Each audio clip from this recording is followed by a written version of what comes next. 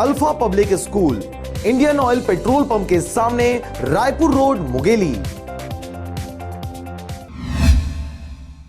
रायगढ़ के पुसौर विकासखंड अंतर्गत आने वाले ग्राम सेमरा में उच्च शिक्षा मंत्री उमेश पटेल द्वारा विभिन्न विकास कार्यों का भूमि पूजन किया गया, जिसमें 5 लाख रुपए की लागत से निर्मित माध्यमिक शाला का अहाता निर्माण, 2,60,000 की लागत से सीसी रोड, 10,60,000 की लागत से निर्मित उचित मूल्य दुकान सह गोदाम और नल जल पाइपलाइन कार्य शामिल है। इस अवसर पर आयोजित कार्यक्रम को संबोधित करते हुए उच्च शिक्षा मंत्री ने कहा कि इन सभी सौगातों का ग्रामवासी उपयोग करेंगे और आने वाले समय में एक एक कर सभी मांगों को उनके द्वारा पूर्ण किया जाएगा। उन्होंने कहा कि हमेशा से ग्राम सेमरा से उन्हें प्रेम व आशीर्वाद मिला है और आगे भी सुख दुख में साथ बने रहेगा।